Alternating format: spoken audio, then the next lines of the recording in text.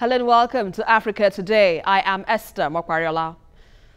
In a world where nations are often caught up in the web of diplomatic realignments, a shift in political order is creating a battlefield where the heart and soul of Africa at a time of unprecedented level of crisis and instability across the globe.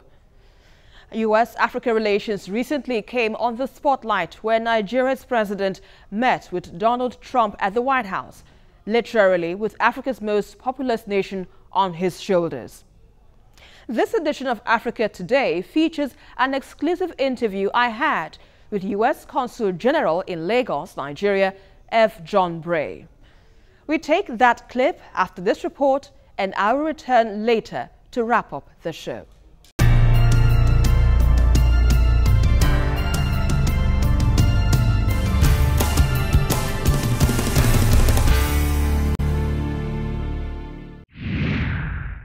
Nigerian President Muhammadu Buhari is likely touted as the first leader from sub-Saharan Africa to be received by the United States President Donald Trump in Washington. The two leaders are discussing shared economic and security interests and ways to deepen economic cooperation between both countries. We have many things that we do together, as you know, probably especially on terrorism and terrorism-related. We also have a very big trade deal that we're working on for military equipment, helicopters, and the like. We have met before. We have developed a great relationship, and we look forward to our discussion today. Very important, but again, especially as it relates to terrorism. And that's terrorism here and terrorism all over the world. It's a hotbed, and we're going to be stopping that. We are very grateful to the United States for agreeing to give us the aircraft we asked for, the spare parts.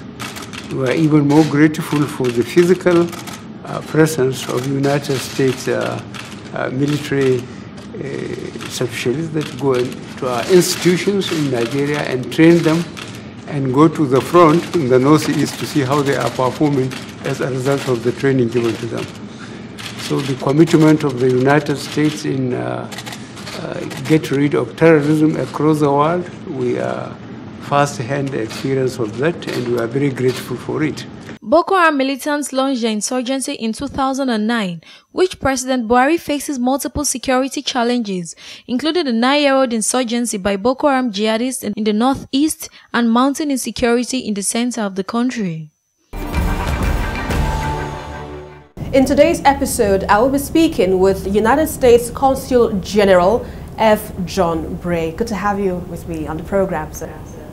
Thank you, Esther. Well, now, prior to coming to Lagos, you served as a senior regional security officer in Abuja, in Abidjan, Dakar, Nouakchott, and of course Cairo. How would you describe your experience so far in Africa?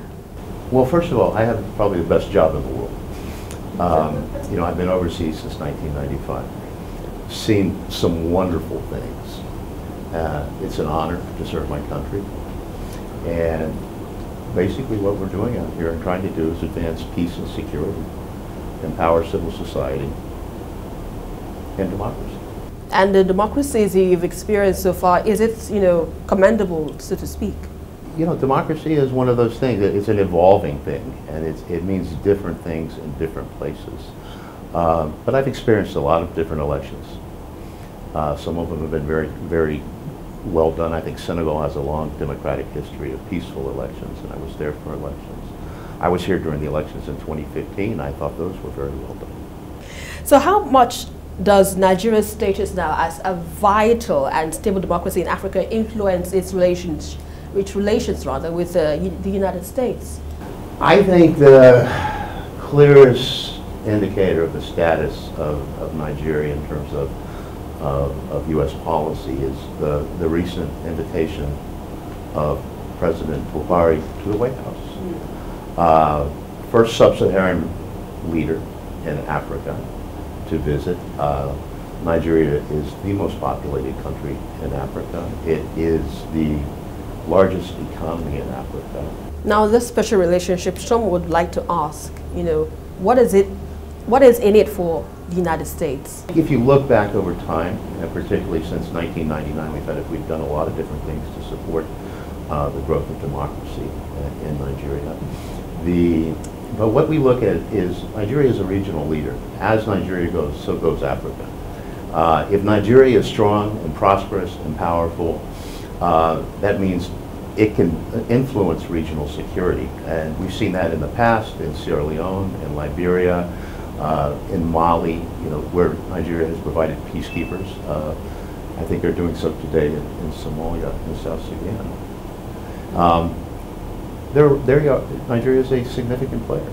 And talking about security now, in the visit that the president of Nigeria had with President Trump, he was able to get, some fighter jets to destroy Boko Haram extremists and all of that. What are your thoughts on what the United States is offering to help Nigeria, combat the issue of terrorism?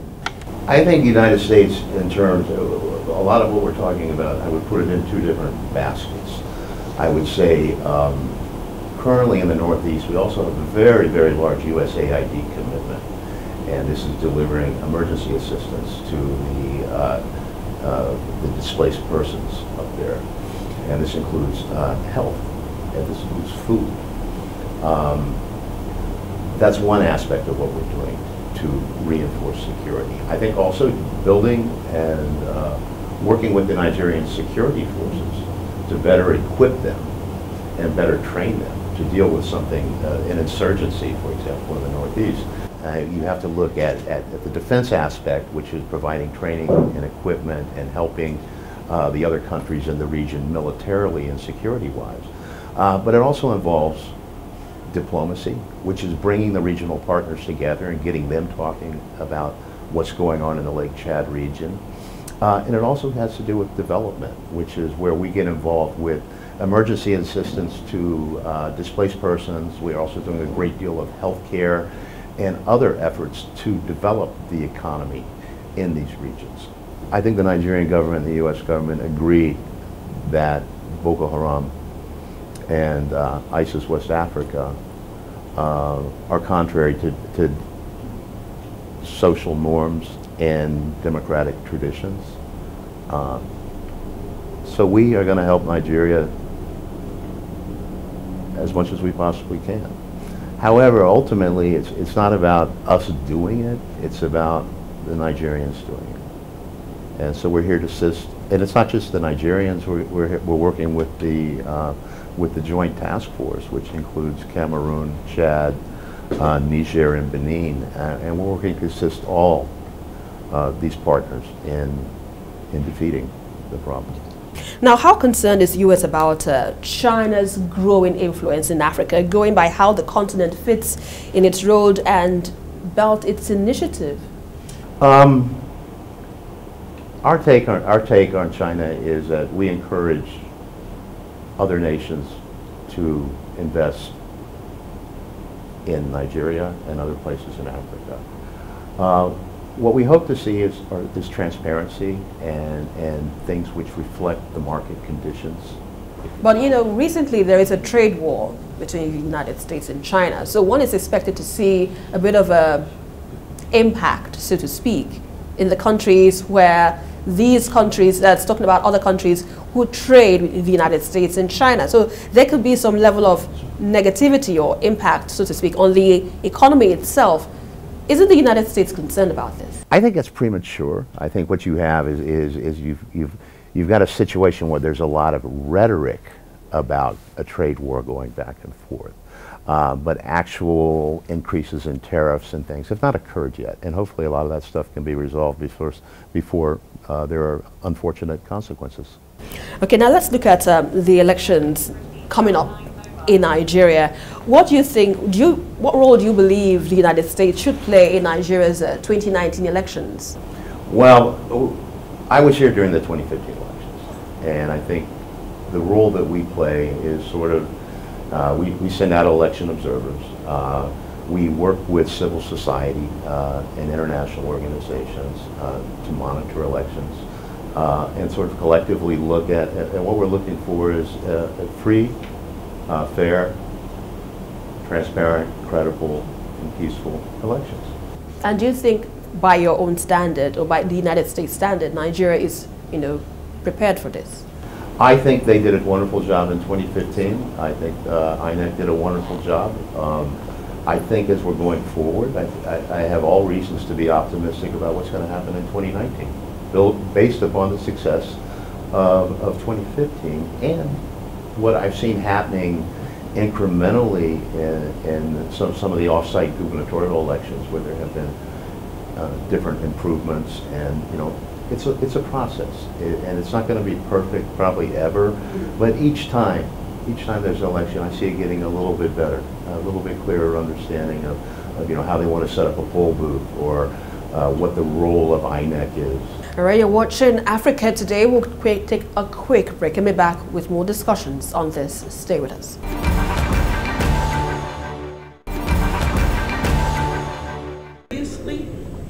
This 2018 World Press Freedom Day has as its theme, keeping power in check, media, power and the rule of law.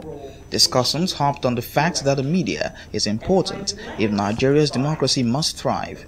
They explained that the elections coming up in 2019 will be largely determined by the way the process is presented by the media. As we go into this election, the people of Nigeria will rely upon your unbiased and accurate coverage of the campaign season and the elections. They will vote based on what you say. They will behave according to what you expect from them.